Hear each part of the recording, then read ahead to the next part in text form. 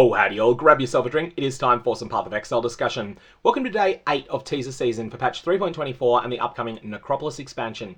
Today's going to be one of the shorter videos because there's a smaller amount of news than we've had on some of the previous days. That said, if this is the first one of these videos you're tuning into, definitely check out the day 5 one. I'll put a link to that down in the description below. It's the most important of the ones so far, with some major overhauls that will affect crafting, and I've also put some early speculation on how you might craft boots on a medium budget in the new meta, which I'll put a link to on screen at the end of this video.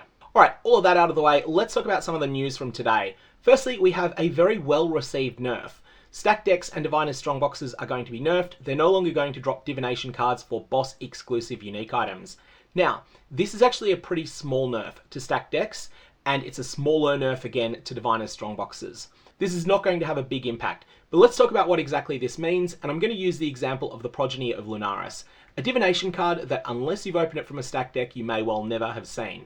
2 copies of this is something that turns in for a Dying Sun. Dying Sun is a unique item that is locked to only drop from the Shaper. So when you open a stack deck or a Diviner's Strongbox, the Progeny of Lunaris is now banned from appearing.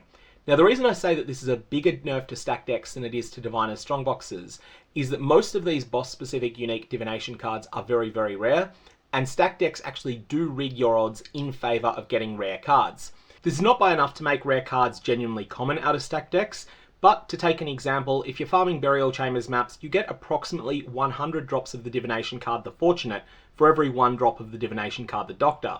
However, if you're ripping open stack decks, you get approximately 22 copies of the Fortunate for every 1 copy of the Doctor.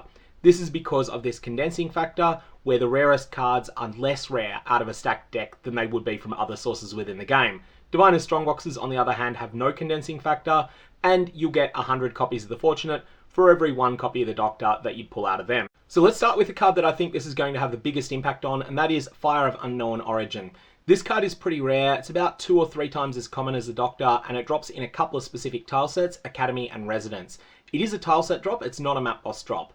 So it's a divination card that will not show up very much from people clearing maps, but it will show up occasionally. However, it was something that came up a modest amount out of stack decks, and as a result, the first Nimises that existed in a trade league pretty much all came from compiling sets of this divination card. It's not like players are self-compiling a set of 7 by opening 60,000 stack decks and getting 7 of them.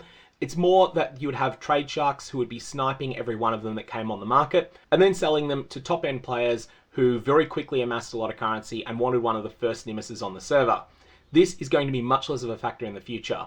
The second thing I wanted to point out though is a divination card that's not being nerfed, but that on a first reading of this change you might think was. Sambodi's Vow drops boss-specific loot, Mortal Fragments, and it's common enough that the best way to get access to the Uberatsuri fight is to farm Sambodi's Vow through Betrayal, or alternately to rip open a lot of stack decks and get a lot of copies of Sambodi's Vow that way.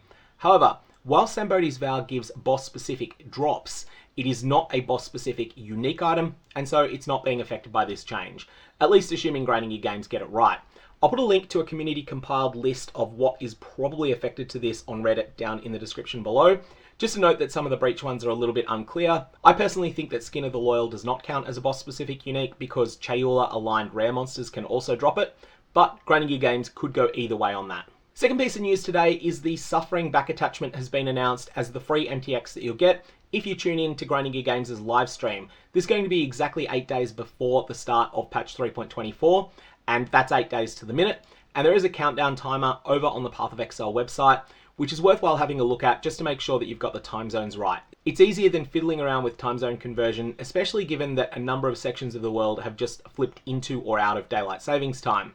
Anyways, the Suffering back attachment will be yours for free if you watch for at least 45 minutes. You can watch the official Grinding Gear Games live stream directly, or alternately, a lot of streamers, myself included, will be doing commentated rebroadcasts of it. So you can have a look at my Twitch if you want, and I'll put a link to that down in the description below, where you'll be able to watch, hang out with other viewers of the channel, and chat as we find out what's going on, both in patch 3.24, but also whatever announcements are being made about PathOfExile 2 as well. One other thing to note is that there is a 9-hour window during which you'll need to watch 45 minutes in order to get this back attachment, so hopefully that will work for most people, and can watch anything that is in the PathOfExile category.